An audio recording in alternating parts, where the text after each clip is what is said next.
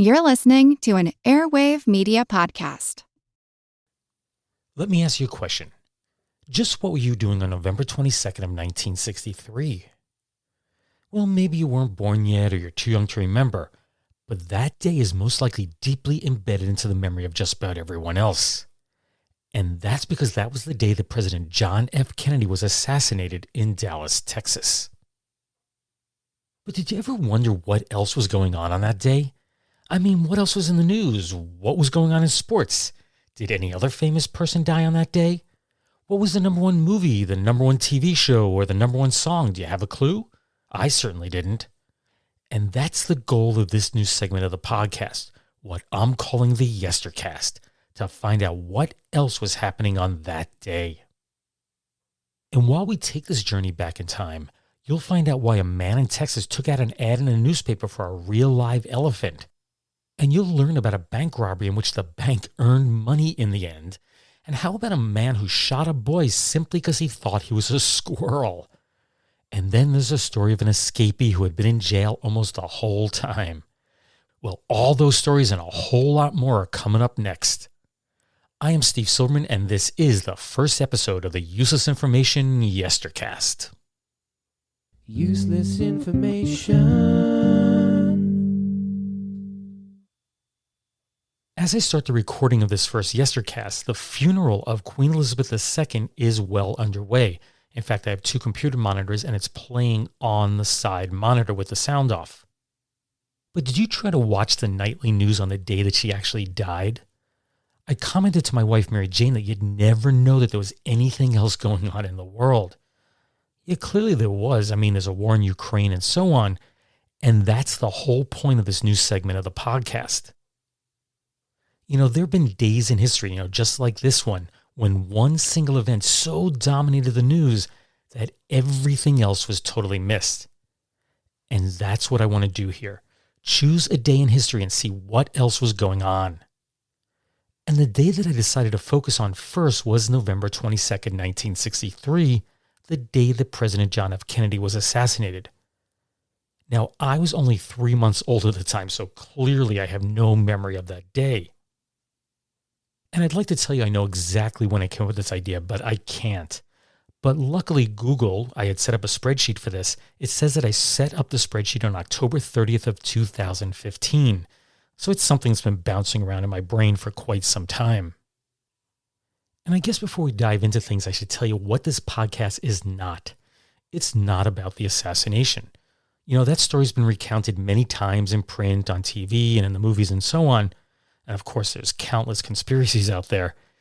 So I'm not going to do a retelling of the assassination. Nor is this YesterCast intended to be all-inclusive. I'm focusing mostly on the little things, the obscure and quirky stories I've always told on this podcast. I should also mention that since many of these stories that I'm about to tell you were distributed over the wire services, Associated Press, United Press, and so on, I basically worked off of about a dozen newspapers. Some like the New York Times and the Boston Globe, well, those were chosen on purpose, while others like the Bristol, Virginia Tennessean and the Los Angeles Citizen News that you'll hear me mention several times throughout this, they were selected randomly. And that was mainly to give me a broad cross-section of what was out there at the time. So let's set the clock on our time machine back to November 22nd, 1963, and see what else was going on. So I thought a good place to start would be with the actual headlines announcing the assassination. Now, the assassination took place around 12:30 p.m. in Dallas, Texas. That's Central Time.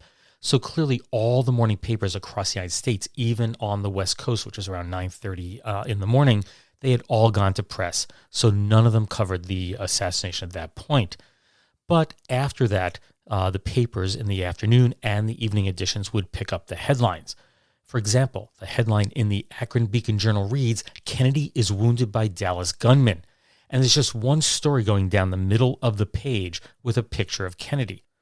Now, the rest of the front page are just the regular everyday stories that they would have printed. So clearly they rushed this to press. They removed one story, put the new headline at the top, and left the remainder of the front page intact. Now, the Los Angeles Times ran two headlines, two front pages, and this is because the story changed. The first one reads, "Extra, assassinate Kennedy. Hail of bullets cut down president in Dallas, Texas. Washington, Associated Press. Government sources said that President Kennedy is dead. Yet if you read the rest of the story, it says Dallas UPI. President Kennedy was shot and gravely wounded by a would-be assassin Friday, and it goes on from there. So clearly the news was just breaking when they went to press. And then it must have been a short time later that they issued this front page. Extra, Kennedy dead. Shot in Dallas, Governor Connolly hit. Dallas, Texas Associated Press. President John F. Kennedy, 36th President of the United States, was shot to death Friday by a hidden assassin armed with a high-powered rifle. And then the story continues from there. But if you look at the two front pages, the picture's the same, the setup is the same. They've just swapped out the stories. The Los Angeles Citizen-Times simply says martyred with an exclamation point in big, bold letters. Then there's a giant picture of Kennedy with a box around it. And underneath it simply says John Fitzgerald Kennedy, May 29th, 1917, November 22nd, 1963. That's it. That's the entire front page. The Bristol, Virginia Tennessean took a different approach. They basically wrapped their newspaper in a new front page. And the headline reads, extra, extra, extra, extra, 4 exclamation points there. President is slain. And then the entire front page is covered with stories about the assassination and what other people think about it. But at the very bottom, it says second page 1 is on page 4. And then under that, it says, because of the importance of the story on the assassination of President Kennedy, the regular news of the day appears on page 4 in the form of a second quote, page 1. And I'll just read through some of these others very quickly. The Columbia Record, that's in South Carolina. Extra, extra, Kennedy shot dead. The Boston Globe. Extra, extra, President slain. Assassin's bullet fells Kennedy on Dallas Street. Shot in head, he slumps into Jacqueline's lap. Texas governor also hit. Lyndon Johnson escapes. In the San Angelo Standard-Times, Dallas gunman slays Kennedy. Connolly is hit by ambush shot. Dallas Associated Press. 2 priests stepped out of Parkland's hospital emergency ward today and said President Kennedy died of his bullet wounds. From the Windsor Star, which is in Windsor, Ontario, it says Kennedy murdered in Dallas, Texas. The headline of the Reno Evening Gazette is Kennedy dead, Lyndon Johnson to take office. And here on the East Coast, we have the Poughkeepsie Journal. It's in Poughkeepsie, New York, and it says assassin kills Kennedy. And I'll throw in just one more. This is from the Manitowoc Herald-Times. That's in Wisconsin. And it reads, Kennedy assassinated. And down the right column, there's a summary of what happened. But what's very interesting is the article under Kennedy's picture to the left. And the headline reads, loved every minute, Jackie charms Texans with campaign smile. Now, clearly the bulk of this front page was set before the assassination, and that's why the story's here. And I'll just summarize it quickly for you. Basically, the story is about Mrs. Kennedy being back in politics after a long absence, and it points out that she's a really good campaigner, and she had charmed thousands of people in San Antonio, Houston, and Fort Worth the previous day, and that was the beginning of a 3-day tour with her husband, and it was pointed out this is the first stumping she had done since he was nominated for president. She had not been on the campaign trail since.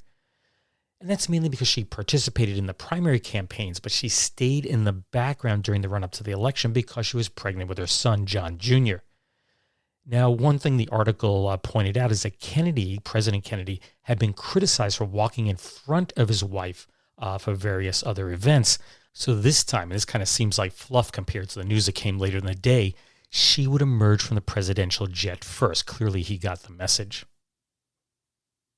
Now, I don't want to spend a lot of time on the Kennedy assassination. I want to talk about other stories, so I'll just share 2 more with you.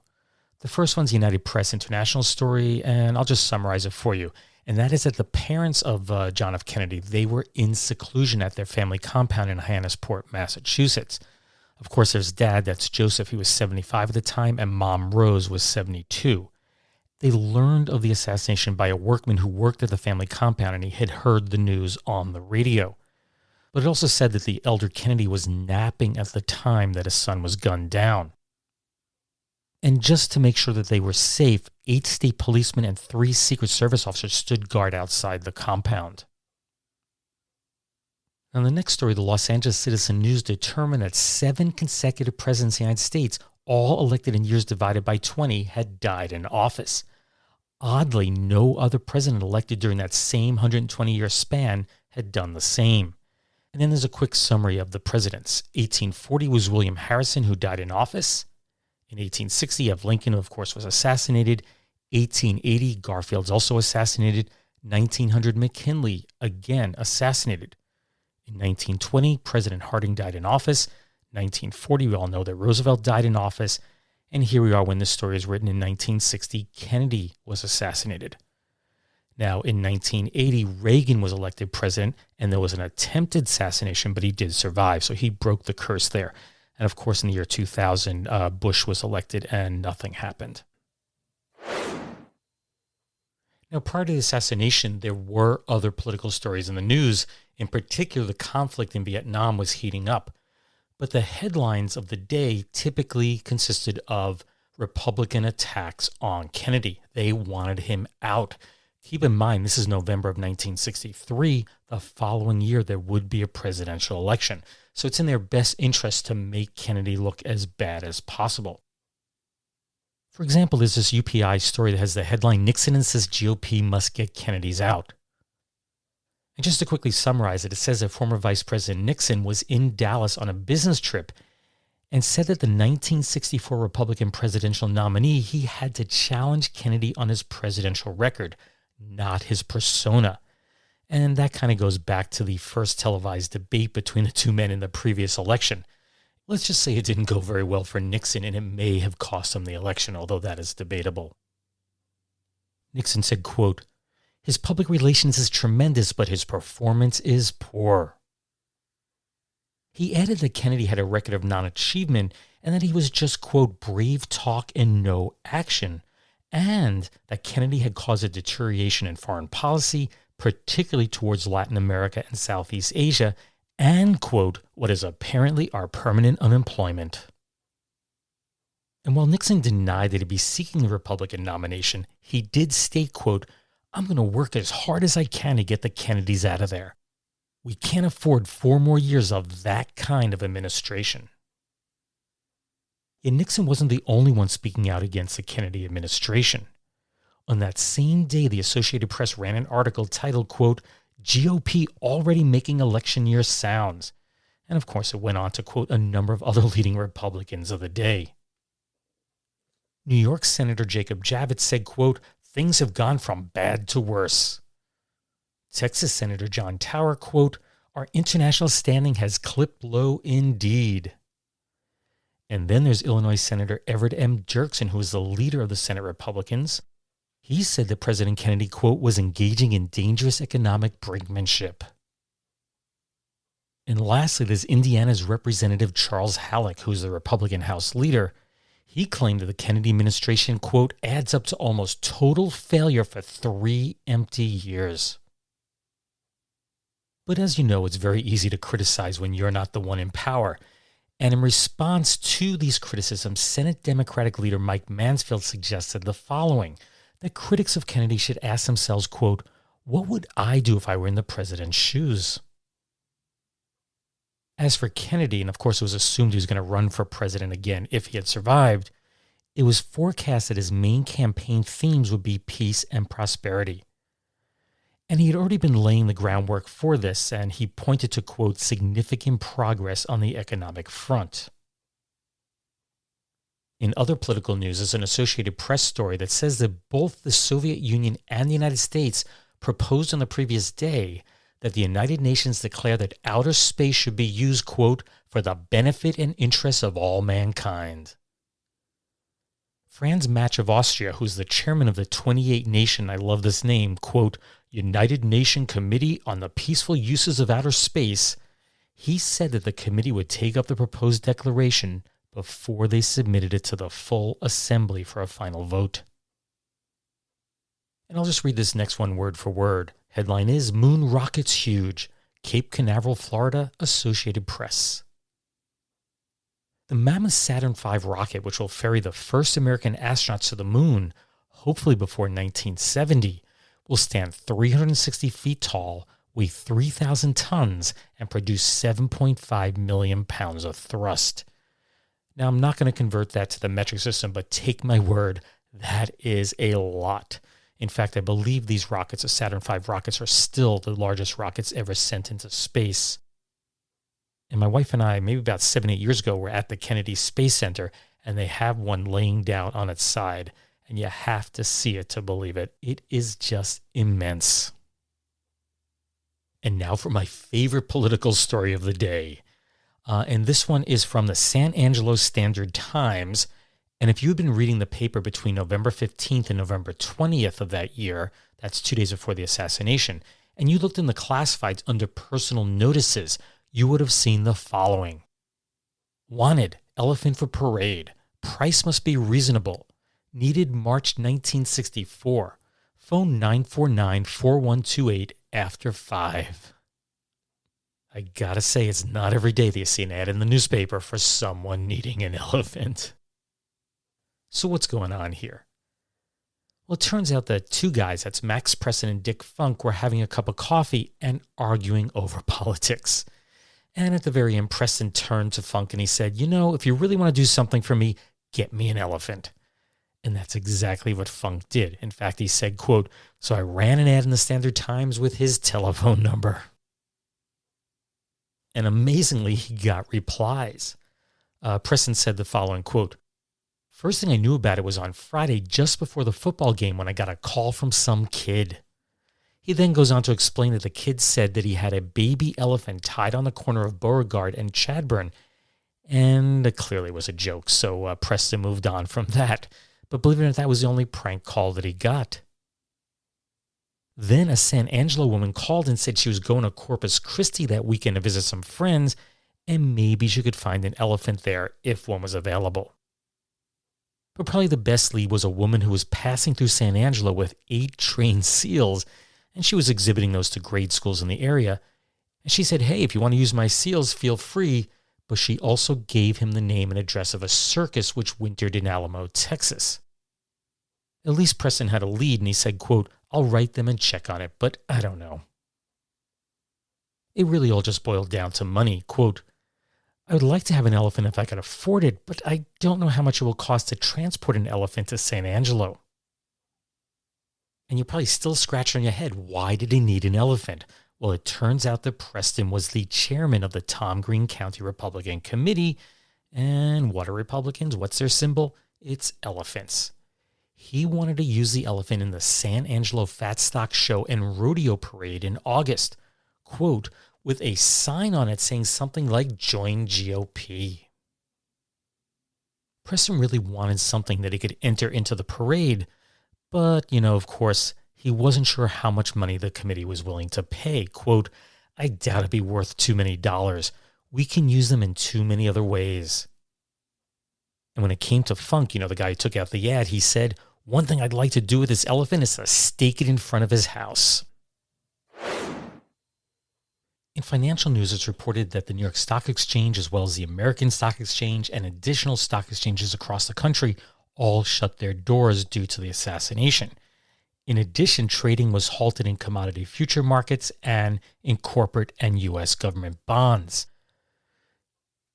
The Dow Jones Industrial Average plunged 21.16 points to 711.49. That was a drop of 2.9%. Now, to put that into perspective, today, assuming the stock market Dow Jones is over 30,000 now, it would have to fall at least 870 points to have the same decline today. Now, if you've been listening to the podcast for a while, you're probably familiar with the story that's called The Case of the Phantom Vegetable Oil. That was podcast number 109, and I did that back in January of 2018. And in that story, a guy named Tino DeAngelis tried to corner the market on vegetable oil. And in doing so, he nearly brought down the stock market. And they used the cover of Kennedy's assassination to keep the stock markets closed and, of course, fix the problems behind the scenes. So if you've never heard that story, I really encourage you to go back and listen to it. It's without a doubt one of the most popular stories that I've ever recorded. And in other financial news is a story about shortening, at least the manufacturing of shortening. It turns out that 10 shortening manufacturers and 12 individuals were taken to court because they were charged with price fixing in the western states. The trial had begun on October 1st, but Federal District Court Judge Jesse W. Curtis decided to throw out the charges. He felt that the government had not provided enough evidence. Now, I'm not going to go through all the names, but some of them are very famous. Glidden Company, Armour & Company, Lever Brothers, Procter & Gamble, Swift & Company, Wesson Oil, and so on. Well, when it came to financial matters, not everything was bad news. Take, for example, this story from Tatterford, England, and it's about a guy named Anthony Duckworth. You see, Anthony had just turned 21, and he came into a great inheritance from his great aunt. Her name was Mrs. Cecil Duckworth, and she had just one little clause added to her will, and if he followed that, he got everything. If he didn't, he got nothing. And it was really simple. All Anthony needed to do was add the name of Chad to his name. That was her maiden name. If he didn't do that, he got nothing. Anyway, it was a tough decision for him. Should he or shouldn't he? Well, he did. He became Anthony Duckworth Chad, and this is what he inherited. You ready? In cash, he got £79,000 or $221,200. Adjusted for inflation, that's $2.1 million today. He also got a 2,000-acre estate worth £200,000 or $560,000 back then. That's an estate worth $5.4 million today. On that estate was a 40-room Tudor mansion, and he also became the Squire of Tatterford. You know what? For all that, I'll add Chad to my name. That's a really good deal. Next up, we have a story about S&H green stamps, and I've talked about these before on the podcast. Anyway, for those of you too young, what would happen is years ago, you'd go to a supermarket or another store and you'd make a purchase. And the more money you spent, the more green stamps they'd give you. And as you gathered more and more of these green stamps, you'd put them into books, and once you filled the books, you would go to a redemption center and trade them in for various prizes. Well, eventually the stores that gave out these green stamps realized they couldn't compete with the stores that weren't giving them out because there was a cost to giving out those stamps. The stores that weren't giving them out were able to have lower prices, and they started losing business. So the stores either went out of business or they stopped giving out the green stamps. Anyway, let's suppose you have a pile of these green stamps. You got to go somewhere and trade them in. You go to your local redemption center. Well, if you were living in Bristol, Tennessee, back in November of 1963, they were opening a brand new redemption center at 1958 West State Street. What's really cool about State Street in Bristol there is it divides. It's a border between two states. On one side of the street, you're in Virginia, and on the other side, you're in Tennessee. Well, this green stamp redemption center was in Tennessee. The article brags that the new center has modern decor and it has more than 1,600 brand name merchandise items to choose from. So you can take all those stamps and get some really, really cool things. Of course, don't go today. The store is no longer there. And here's one more financial story for you. In London, the emerald-laden crown of the Andes, which was studded with 453 emeralds weighing 1,251 carats, and the total crown weighed 6 pounds or 2.72 kilograms. It was sold in just 90 seconds to the Amsterdam diamond firm of Ashers for $154,000.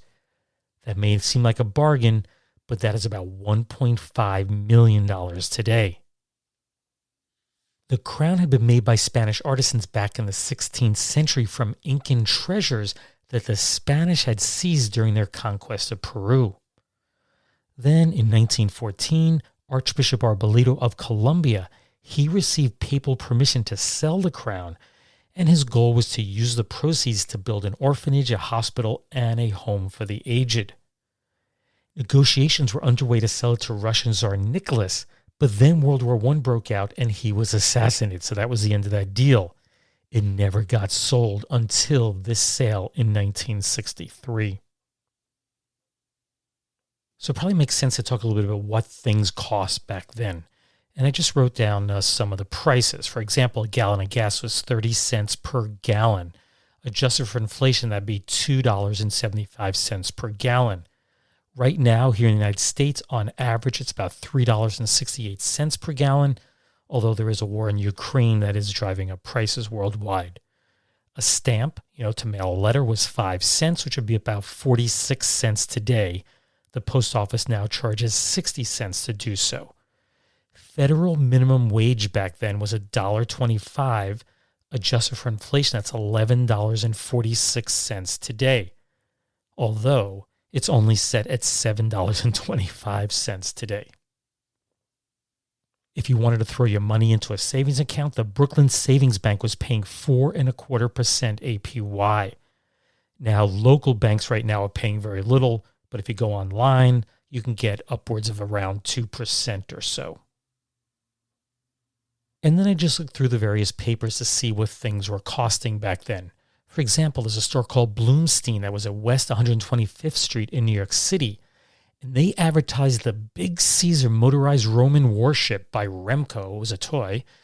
And it says, as seen on TV, fight real battles with 2 complete armies firing catapults.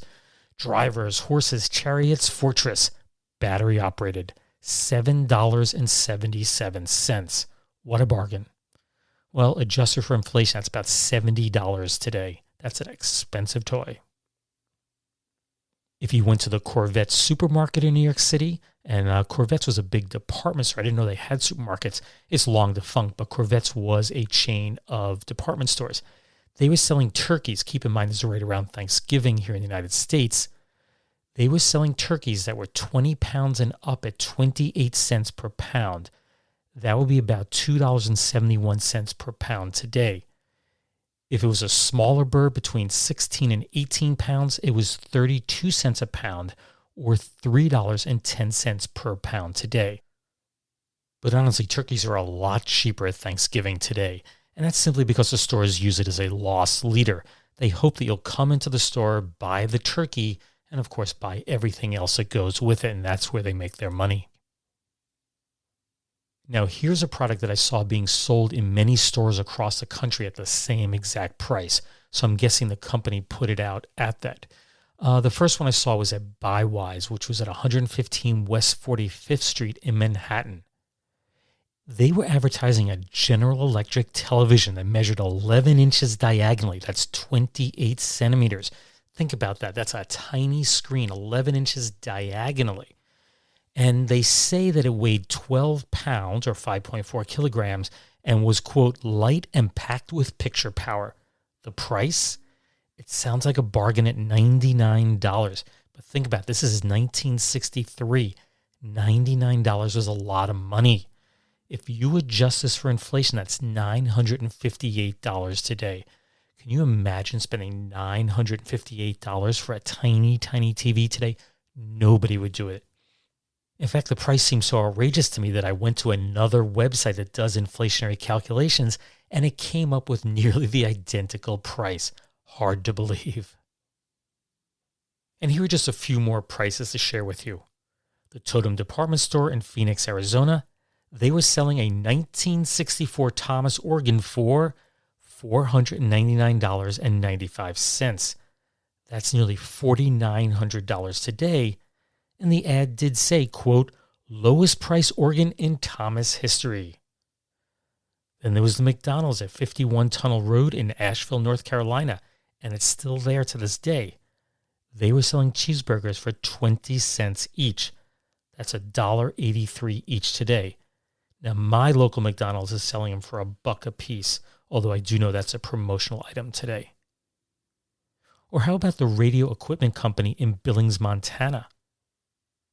They had an RCA Whirlpool 2-speed 3-cycle washing machine for $239.95 with a trade-in. That would be about $2,200 for a simple washing machine today.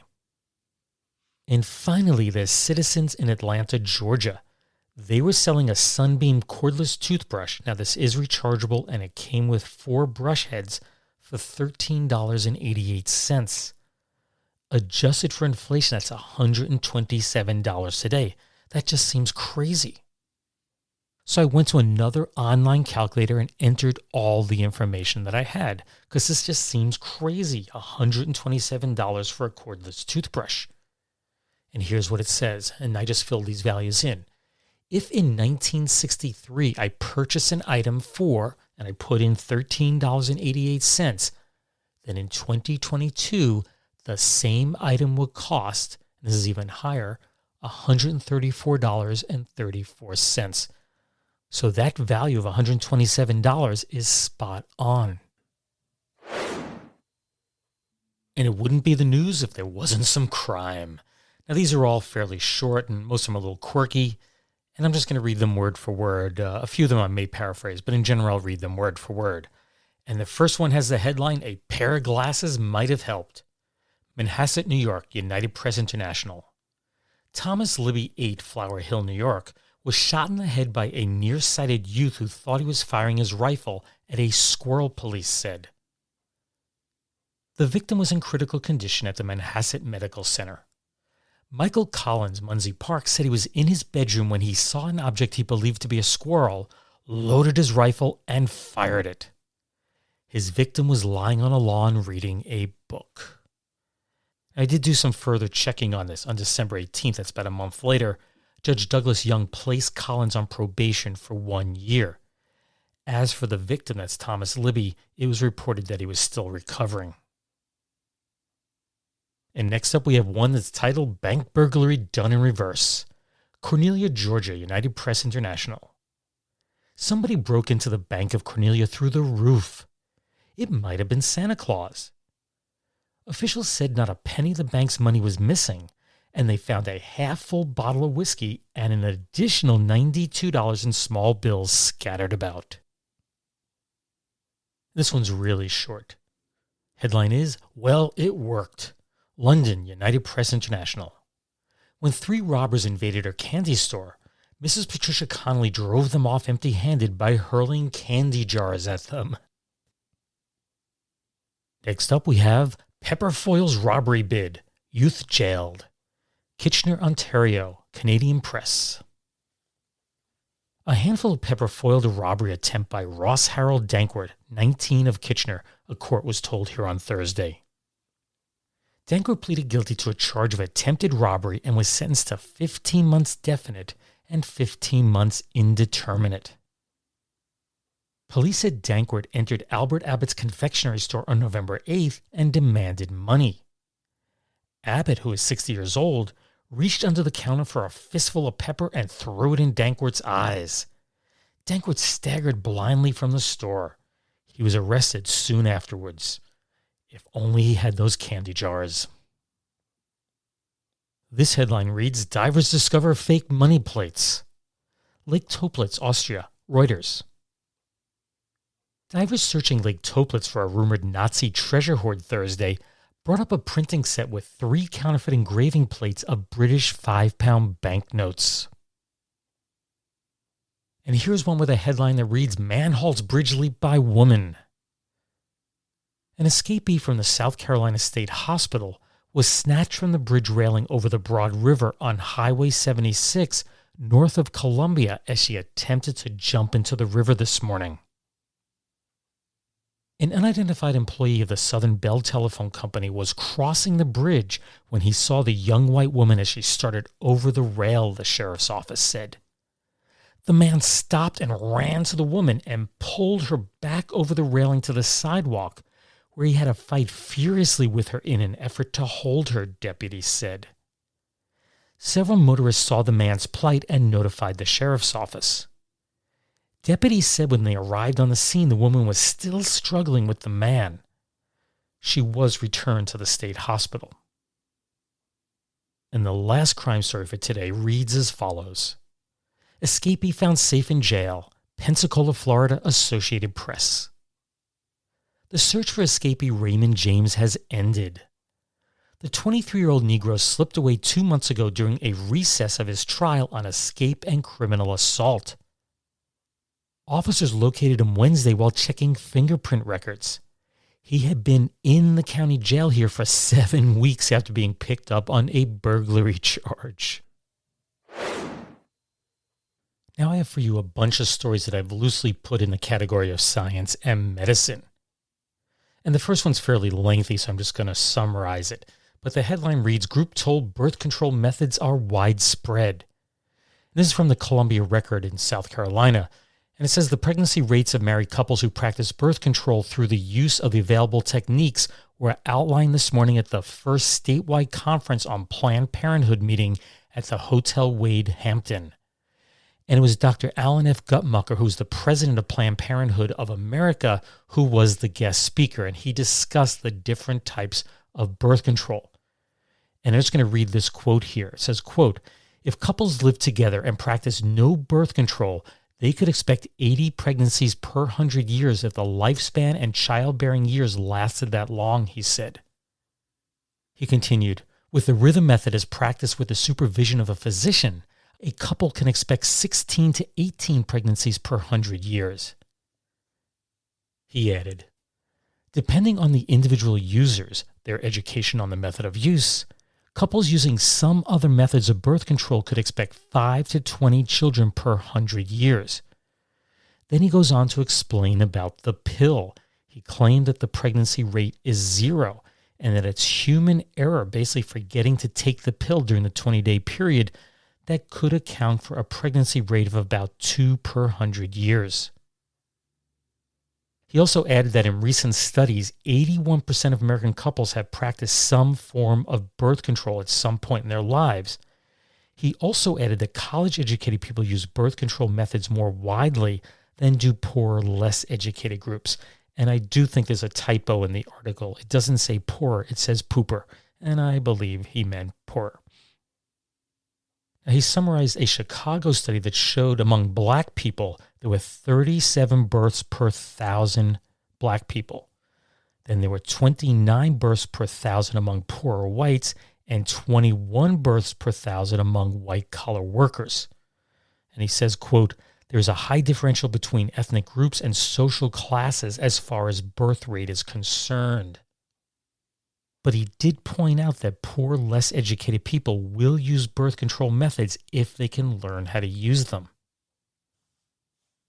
The article also points out that the primary purpose of Planned Parenthood is to inform people on planning parenthood and on birth control.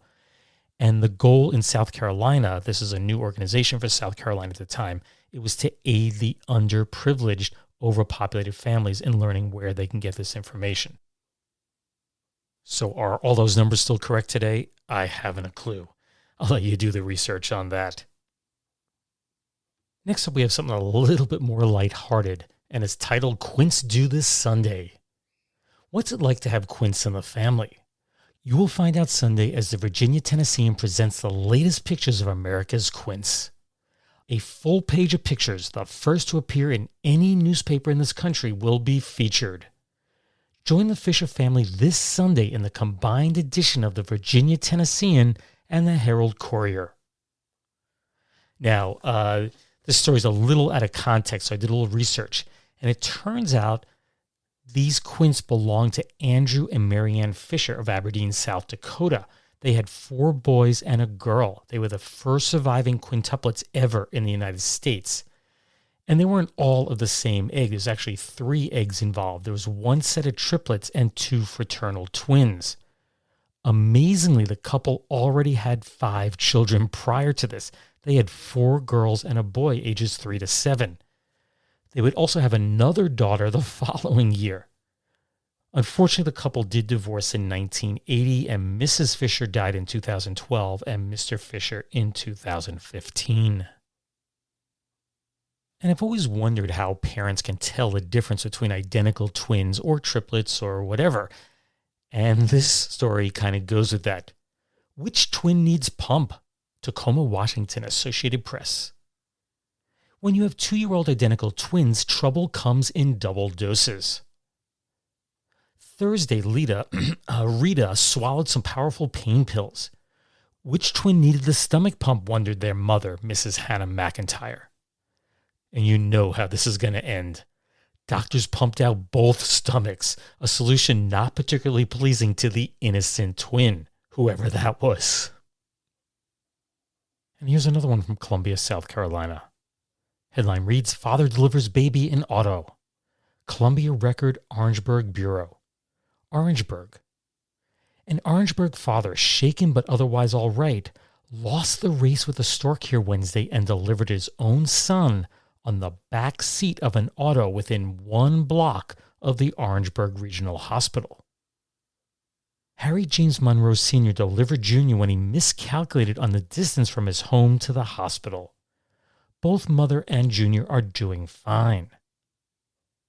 The child, reported in excellent condition at the hospital, was born en route to the hospital while Mrs. Monroe's brother, Daniel Williamson, was driving the car. And how about another baby story while we're at it? Resting well, Cleveland, Tennessee, Associated Press. When Janet Faith Ballinger 1 goes to sleep, she stays asleep.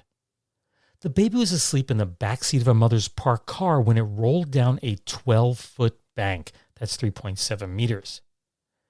Mrs. J.C. Ballinger, her mother, rushed up to the car to find the baby sleeping peacefully and unhurt. And the last article I have is fairly lengthy, but it discussed cigarette smoking, and basically it was on the rise in 1963. It had risen to 509 billion cigarettes smoked compared to 494.5 billion the previous year.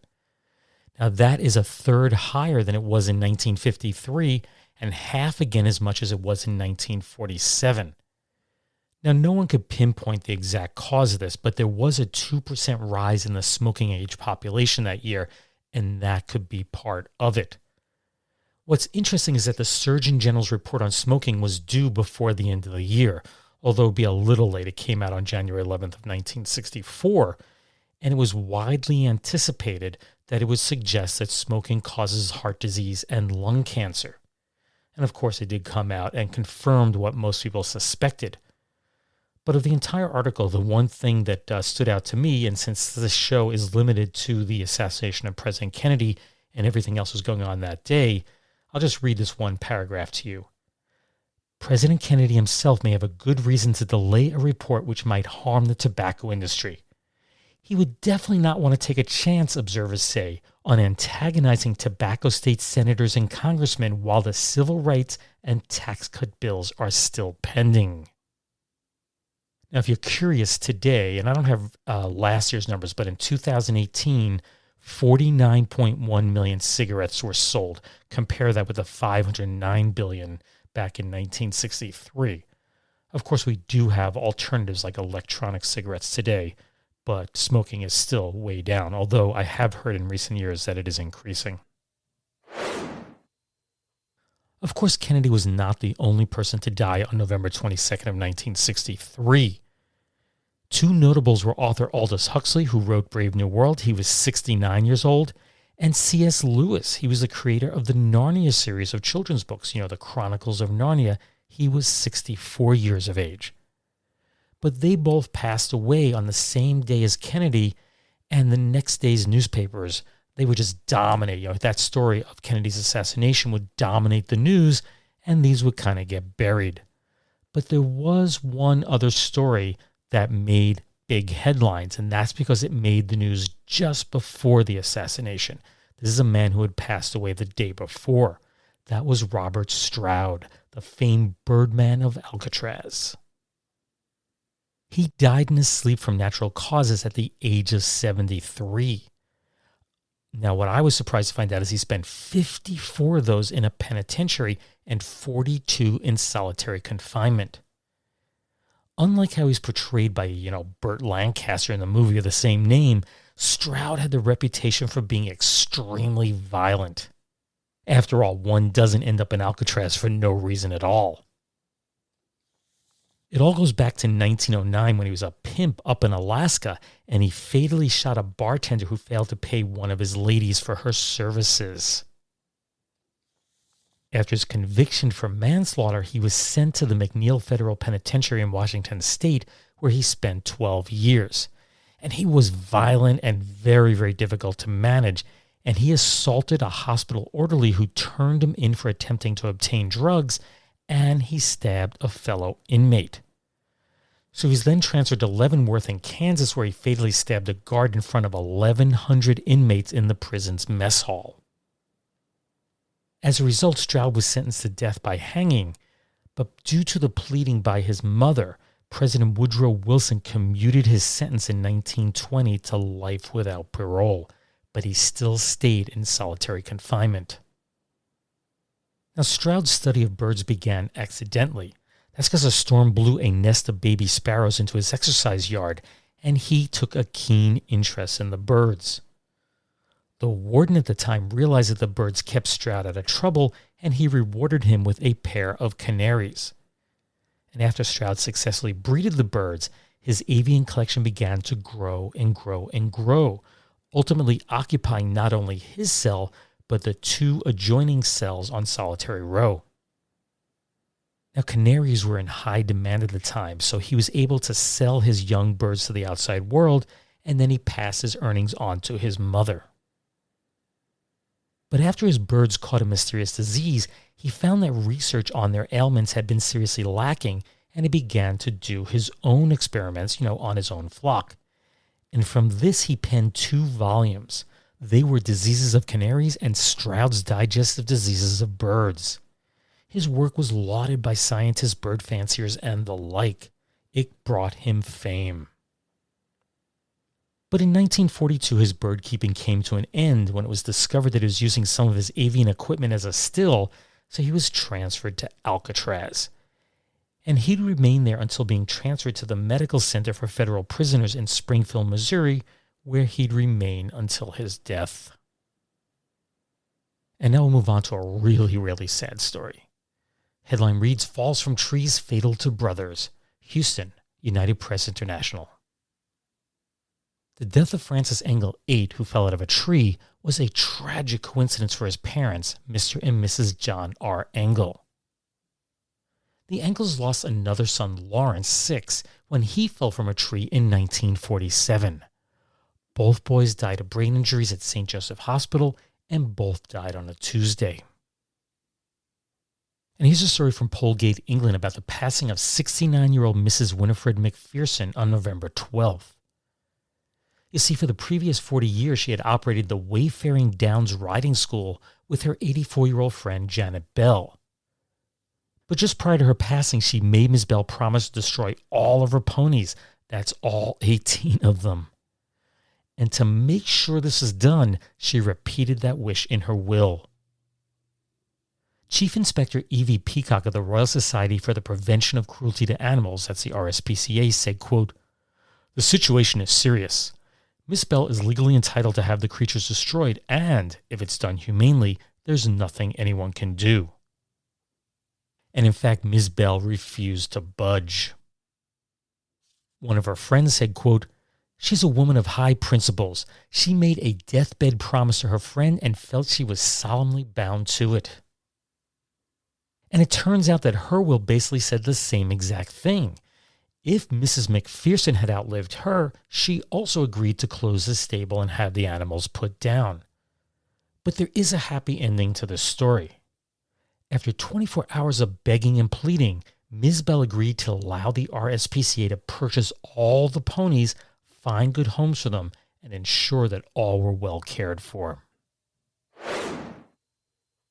When Kennedy's assassination took place, which was November 22nd of 1963, that was a Friday, it was just 6 days before the Thanksgiving holiday here in the United States, and also, of course, about a month away from Christmas. So articles and advertisements started appearing in the newspapers for both of these holidays. There was an Associated Press article from Washington from the Agriculture Department that talked about the production of trees. The article pointed out that production would be at an all-time high. There'd be 35 million Christmas trees cut and sold within the United States, plus an additional 10 million would come in from Canada. Supposedly, there were 30 species to choose from, and the most popular type of Christmas tree at the time was the Scotch or Scots pine. That was 21% of the market. Coming in at second place was the Douglas fir at 20%, and the balsam fir was at 15%. Now today, there's about 25 to 30 million trees sold each year, and the most popular tree is no longer the Scott or Scotch. It is the Douglas fir. The Scots pine is now in 10th place. So let's talk turkeys. This article is titled Self-Proclaimed Turkey Capital is Busy This Time of the Year. Ellsworth, Iowa, Associated Press. From this self-proclaimed turkey capital of the world comes a strange sound about this time every year. The gobble gobble is from 1.5 million turkeys being processed for the Thanksgiving and Christmas dinner tables of the nation. Fields near the central Iowa community are black with turkeys. Ellsworth, population 493, is hiring more than 250 persons in its cooperative processing plant. Farm trucks wait in line daily at the plant to unload. The turkeys are processed on an assembly line which takes an hour. The next step is a 36-hour freezing, then the birds are loaded into refrigerated trucks. 90% of the delivery is to seaboard cities. The turkey industry here today goes back to an Ellsworth boy in college in 1928. Ray Thompson decided to raise turkey on his father's farm. His brother Bill joined the enterprise. They started with 50 birds. Bill now operates a hatchery at Clifton, Texas. Ray is farm manager of the Ellsworth Cooperative and raises 75,000 turkeys on his 960-acre farm. Quote, "There is work to raising turkeys, and there are worry and losses," says farmer William Brinton. "Weather is our worst enemy. Our neighbor lost 4,000 poults, that's young turkeys, a few years ago. A sudden 11-inch rain drowned them." The cooperative processing plant covers a city block and has a $5 million yearly output. Iowa produces nearly 9 million turkeys annually, 1.5 million within a 20-mile radius of Ellsworth. Only California and Minnesota outproduce Iowa. Well, I did some checking, and it turns out that Minnesota is now the top producer of turkeys, followed by North Carolina. Iowa has fallen to number 7. I also read that Lewis Rich closed that processing plant back in 1966, so the amount of production of turkeys in Ellsworth has significantly dropped. However, their population has grown quite a bit. Remember, their population was 493 in 1963. Today, it is a whopping 508 based on the 2020 census.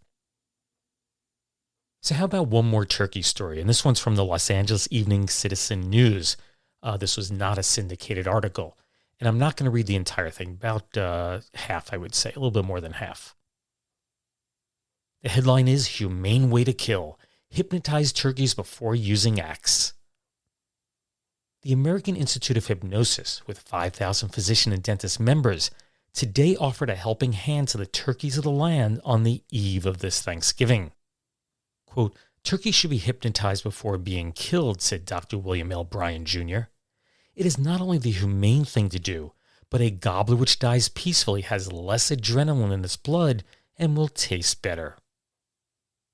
There are 4 ways to pacify a turkey before the axe falls, but the ancient Jesuit method, first case known of animal hypnosis in 1646, was recommended and described by Dr. Bryan in straight-face fashion. And I'll just read this to you, and it's 2 paragraphs. Quote, "Hold the turkey to the ground. Talk to him softly. Press the head evenly and gently to the ground. Draw a chalk line starting from the bird's beak. The turkey will remain motionless. He imagines he is fastened and will not try to move. His eyes will remain open and on the chalk line. This is kindness to animals, the 33 million turkeys who will furnish America with its traditional Thanksgiving feast." And I should mention that Dr. Bryan was the executive director of the Institute of Hypnosis in California at the time. And the article goes on to describe the other 3 methods. If you want those, just let me know and I will forward the article on to you. Now, this is not an unusual thing. This is known as tonic immobility. And it's basically a semi-paralysis that animals do. Turkeys, chickens, and others are known to do it. Basically, they enter a state where they don't move, and they believe it's a way that they protect themselves when they feel threatened. And if you're really curious about that, there are videos on YouTube, and I saw these a while ago, I don't know why, of chickens being hypnotized. So check them out. And now it's time for sports. Well, there's not really a lot to report here, and that's because most games are played at night. And of course, that was after the assassination, so the games were either canceled or postponed.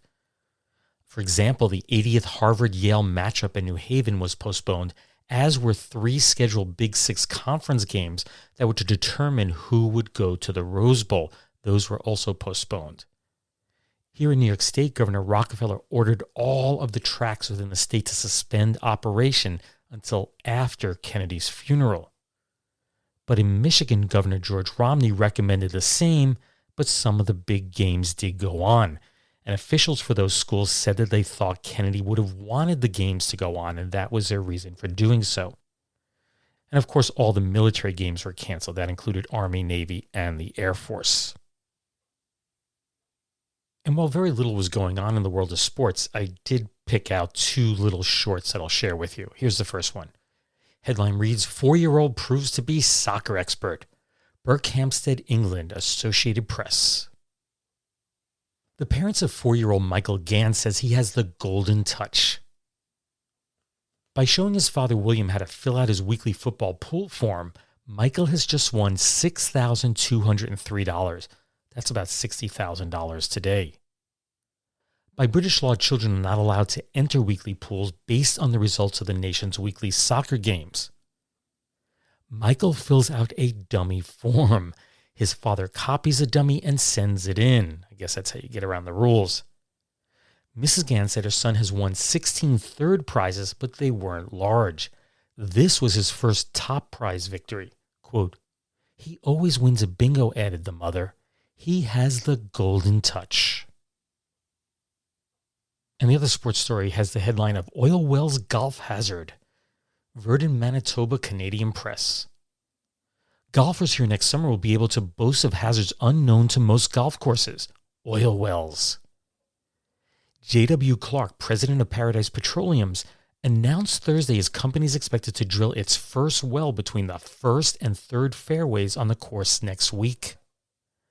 But he said the wells will be placed so none should hamper play. Mineral and surface rights of the golf course property are owned by the shareholders of the Verdun Golf and Country Club. So let's move on to the world of entertainment, and we'll start with a short story in the world of film. Headline is, "He'll try another stunt next time." Peterborough, England, United Press International. Walter Cornelius, 39, painted himself red all over to advertise the movie From Russia with Love, then found out that the paint wouldn't come off. The owner of a public bath turned Cornelius away, and a movie theater manager finally spent 3 hours getting the stuntman clean. On television, the Los Angeles Evening Citizen News had a picture of a woman with a crown on her head, and the caption underneath reads, "Today's Queen. Mrs. Billy Hatch of Saugus won the crown with her wish for a commercial washing machine for the Los Angeles Retarded Children's Ranch." Queen for a Day can be seen at 3 p.m. Monday through Friday on KABC TV. And for sound, Variety had this story. Britain's Beatles on Sullivan Show. The Beatles, Britain's hottest singing foursome, has been signed for 3 Ed Sullivan shows next February. The deal was closed when their personal manager, Brian Epstein, made a quickie visit to New York earlier in the month. The quartet, who introduced the Liverpool sound to Britain, will leave for New York February 8th, and within their first 48 hours will do 2 Ed Sullivan shows, one live and the other recorded. They will then head for a Florida vacation, and a week later will do their 3rd Sullivan program live from the resort. Meantime, the Beatles are maintaining their unique position by breaking new records each week in the platter biz. Last week at a private reception at EMI headquarters, they collected 4 silver discs in one session, an achievement believed to be without parallel in the industry. And then it just goes on to describe what they won the awards for, but the last paragraph reads, "To avoid riots and demonstrations that normally mark every public appearance by the group, EMI adopted unusual security precautions for the presentation ceremonies. Invites were on a strictly personal, non-transferable basis. So I checked both Variety and Billboard magazine to get the top movies, the top TV shows, and of course the top songs. So here they are. For movies, we'll do the top 5, and I'll start with number 5. That was Take Her She's Mine, starring Jimmy Stewart and Sandra Dee. Number 4 was Under the Yum Yum Tree with Jack Lemmon. Number 3 was Wheeler's Dealers with James Garner and Lee Remick. Number 2 was How the West Was Won, again with Jimmy Stewart and John Wayne and Gregory Peck. And finally, number 1 was Cleopatra, starring Elizabeth Taylor. That ended up being the top movie of the year. And this was the last week that it was actually at number 1, but it was already in its 23rd week of release, and it would win the Oscar for Best Picture that year. Now, because theaters were closed due to the assassination and then very few people went to the movies after they reopened, Variety did not publish a top movie list the following week. As for television, number 5 was Candid Camera on CBS. Number 4 was A Dick Van Dyke Show on CBS. Number 3 was Miss Teenage America, also on CBS. Number 2 was Bonanza on, not CBS, NBC. And the number 1 show of the week was The Beverly Hillbillies on CBS. As a little note under the listing, it says of the top 15 shows, 13 of them were on CBS, 2 were on NBC, and poor ABC got none. There was also a story in the following week's Variety that said basically that the JFK coverage had been very, very costly to the television networks. It was estimated that it cost them $40 million. That's about $367 million today. And it was believed to be the most costly special event in the history of communications, at least up until that point. On Billboard's Hot 100 chart, number 5 was It's All Right by The Impressions.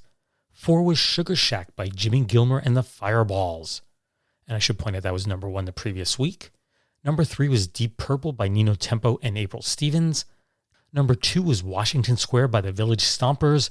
And number 1 was I'm Leaving It Up to You by Dale and Grace. Oddly, I only know the Donnie and Marie version, but it is the same song. Some other notables, at number 49, you had Be My Baby by the Ronettes. That would make it all the way up to number 2. At number 44, you had In My Room by the Beach Boys, which was actually the B-side of Be True to Your School, and that made it all the way up to number 23. Number 41 was the classic Louie Louie by the Kingsmen. That made it all the way up to number 2. And number 19 was Be True to Your School by the Beach Boys, which got up to number 6. And I should also mention that if you're living in the UK, Beatlemania was well underway, and the number 1 song was She Loves You by the Beatles. If you happen to be in the vicinity of New York City, here's what was happening on the stage. On Broadway, you had One Flew Over the Cuckoo's Nest starring Kirk Douglas at the Court Theater. Alec Guinness was in Dylan at the Plymouth Theater. You could see Blaze Starr in Burlesque on Parade at the Village Theater. And if you wanted to hop across the river, you could see Bob Dylan, who, quote, was America's most compelling folk artist. He was at the Mosque Theater in Newark, New Jersey. Back in New York at the Apollo Theater on the same stage, they had Sam Cooke, Mary Wells, Ruby and the Romantics, and Clay Tyson. At the supposedly world-famous Peppermint Lounge, they had an all-new twist show that featured the Peppermint Loungers. And at Club Paddock, there was the Imperials, famous for their song Tears on My Pillow. And I guess we can't forget the world of print. The top 5 magazines were, at 5 was Family Circle, 4 was Look, 3 was McCall's, 2 was TV Guide, and number 1 was Reader's Digest. On the New York Times bestseller list, the number 1 fiction book was The Group by Mary McCarthy, and the number 1 nonfiction was JFK, the Man and the Myth by Victor Lasky. Now, my initial thought was, well, that JFK book was number 1 because he passed on, but it was actually number 1 the week before, so that's not the case. Now, their next grouping of stories really have nothing in common, so I've just put them under the label of quirky. So here's a whole bunch of quirky stories. First one is 528 trees in LA felled by high wind. The City Bureau of Street Maintenance today said 528 trees have been felled by the high winds. Hardest hit sectors were Hollywood, East San Fernando Valley, Wilshire area, and southwest Los Angeles. First cleanup, Ben, our Paris bureau director, said, would be directed to eliminating trees forming barricades to the flow of traffic. Other storm debris will be cleaned up later, he explained. Hopefully they're not still working on that one. Next we have Cleric Calm. Lightning does strike twice. The Reverend John G. Binkley stands in danger today, believing somebody up there doesn't like him. When the Reverend Mr. Binkley was in Pennsylvania 6 years ago, lightning struck and damaged his Methodist church in Pleasant Hills. That started him wondering. As he counseled a couple in the study of his Eastmont Methodist Church, 700 South Gearhart Avenue, East Los Angeles, a bolt struck the building's spire, toppling two 24-foot or 7.3 meter steeple support beams and opening a 6-foot wide hole, that's 1.83 meters, in the roof. There was no fire. No one was injured on either occasion, but the Reverend Mr. Binkley now asks if those electric fingers are following him. Lightning or not, a man of the cloth knows his duty. After the incident last night, the minister calmly finished counseling his callers. Then he called the fire department. And by the way, another typo says clamly, not calmly. This article reads, British boosts temperature for naked painting. London, United Press International. It isn't because she has no clothes on, but the Royal Academy said that it would boost its gallery's temperature by 2 degrees when Goya's naked Maja arrives for a London exhibition. Sir Charles Wheeler, president of the Royal Academy, said the galleries would agree to a request by a Spanish art expert to raise the temperature of the exhibition rooms, quote, because my Goyas are used to it. The naked Maja is one of more than 100 Goyas coming to London for the exhibition next month. And now for a couple of animal stories. First one is dog stroke causes suit. Cincinnati, Ohio, United Press International. A quote loyal and faithful dog had a stroke and his owner filed a $100,000 suit against a racetrack and the Thoroughbred Protective Bureau.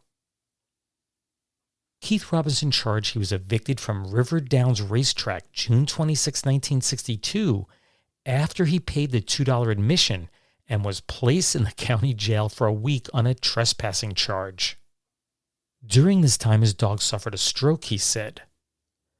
The suit also said Robinson was later found innocent of the trespass charge. Well, a little research, I did determine what the outcome was. On November 9th of 1964, that's nearly a year later, Judge Charles S. Bell ordered the jury to return a verdict in favor of the track, and that's simply because Robinson had failed to make his case. And the other animal story is, this bashful bull is floored by cow. Hereford, England, United Press International. Adrian, the timid bull, was so shy that he fell over backward and sat on a veterinarian when a cow walked up and looked him in the eye. Arthur Zandona, who bought Adrian thinking he was a prize bull, filed suit here yesterday claiming Adrian was too bashful to breed. I guess there are shy bulls, huh? And here's another animal story. 8-foot snake sought in Michigan City. Mount Clemens, Michigan, United Press International. Police renewed their search yesterday for a missing 8-foot anaconda. That's about 2.4 meters. The snake, capable of crushing to death small rodents or slashing someone with its razor-sharp teeth, escaped from a downtown pet shop owned by Richard Kulik, 35. Kulik said he first discovered the South American reptile missing Wednesday morning. He said he searched the shop and called police when he couldn't find it. According to Kulik, the anaconda pushed back a wooden door at the top of its cage, found the mail chute at the front of the shop, and slithered to freedom.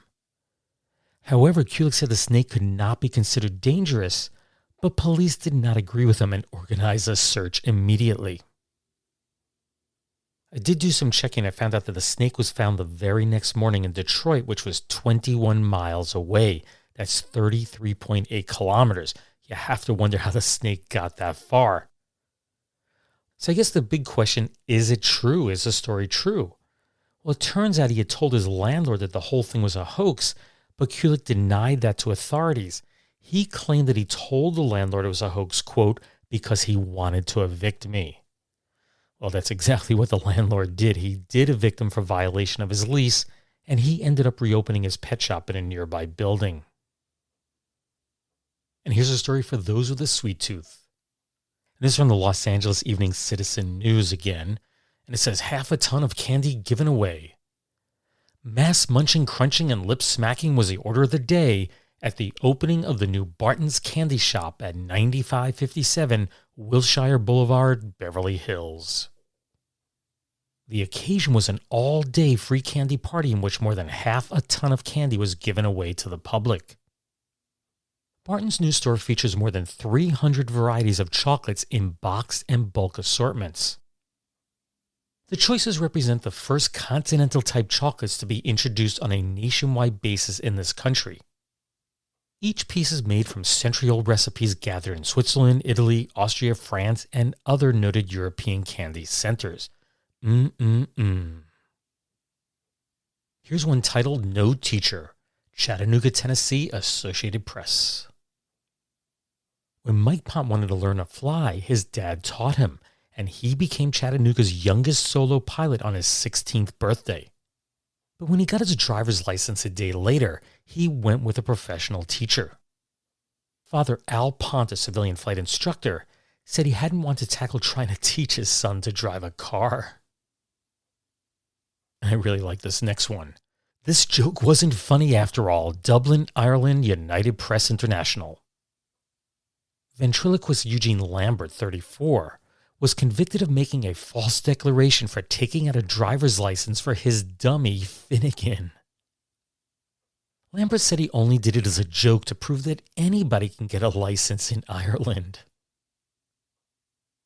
And as you know, most newspapers have advice columnists, and Ann Landers was among the most famous of them.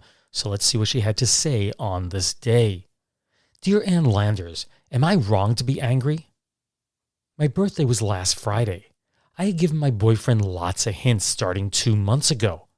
We've done plenty of window shopping together, so he knows what my taste is in jewelry, fur jackets, and luggage.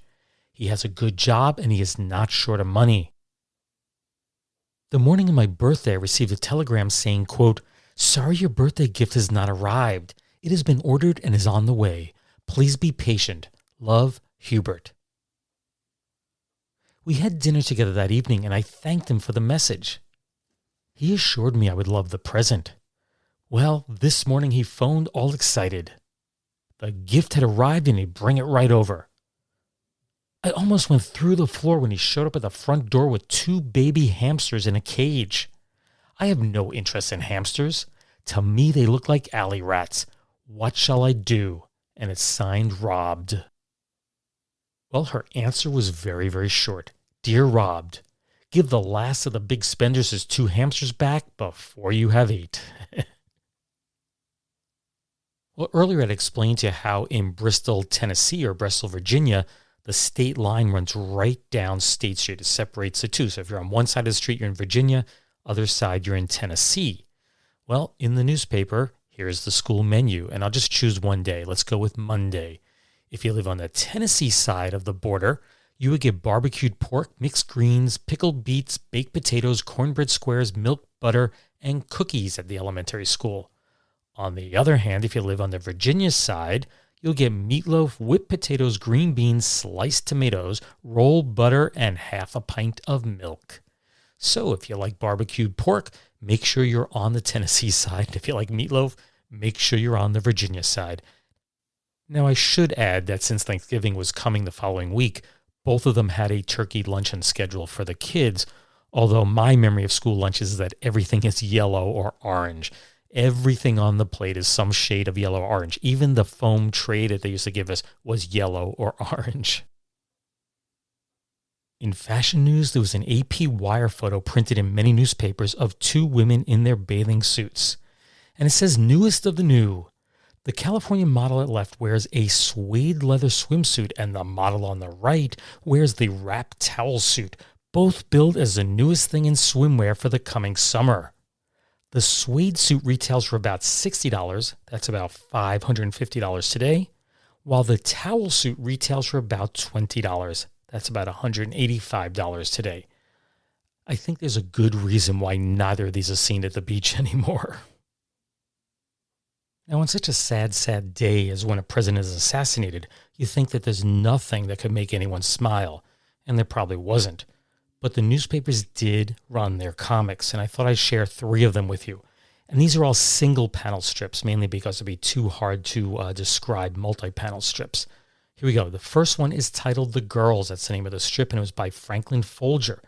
The strip ran from 1952 through 1977. And I should mention this strip was famous for poking gentle fun at women. And let me see if I can describe what's in the picture. Basically, there's a woman looking towards her husband who's facing the other way and reading the newspaper. She's in front of a TV and someone's playing accordion on the TV, like nothing's happening. And then she just nonchalantly says, and I'll read the bottom, "Oh, I meant to tell you, Herbert, I was driving to the store this afternoon, and you know that awful corner at 4th and Broadway?" And of course, this buys into the stereotype that women can't drive, which is totally untrue. The next strip I have for you is Trudy by Jerry Marcus, which made its debut in 1963. And in the panel, you have a young boy who just walked through the door. He's dressed in all his gear for winter, the boots, the scarf, the hat, the gloves, and so on. And he's looking up at his mother. And he says, quote, "Didn't do much today. Got to class, teacher helped us off with our clothes, then the 3:00 bell rang. She helped us on with our clothes, then I came home." And I guess the reason this one kind of struck me as funny is that is exactly how I was as a kid. I come home from school, my dad would be sitting there to go, "So what happened to school today?" And my answer was always the same, "Nothing." And the last one I have for you is Off the Record by Ed Reed. And this comic debuted in 1935, although it had a different cartoonist. It was Carl Kuhn, and Ed Reed later took it over. And it did run through 1984. And let me describe what's going on here. There's a father, very nicely dressed. He's got a bow tie on. He's sitting on the couch, relaxing, reading the newspaper. And his son, little son, is standing in front of the fireplace wearing his Santa outfit. And he says to the father, "I just heard that Santa Claus is really my father.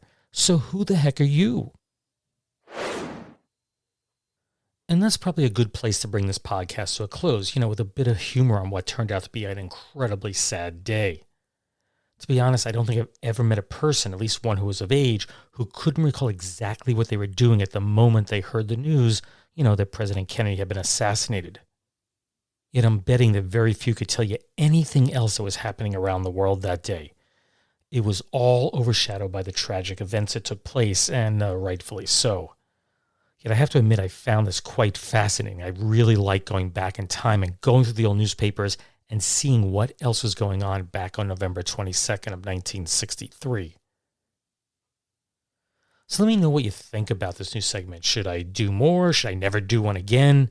It really is a work in progress. It's something I've been thinking about for years, and just slowly putting together. And even as I'm recording it, I can think of things that I would tweak for the future. So it should be interesting to see how it changes over time. And if you'd like to contact me about this episode or anything else, you can do so through my email. That's steve@uselessinformation.org. You can use Facebook Messenger, or you can use the contact form on my website. That's uselessinformation.org. And just a general reminder to subscribe to the Useless Information podcast if you haven't done so already. The podcast and the entire back catalog of episodes can be found on all the leading podcast platforms. That includes Apple, Spotify, Google, or wherever you get your podcasts. My Twitter handle is @UselessInfoCast, and be sure to like the show on Facebook. And you can just do a quick search for the Useless Information podcast there, and it should pop up. Anyway, thanks for listening, and I hope you tune in the next time. Bye.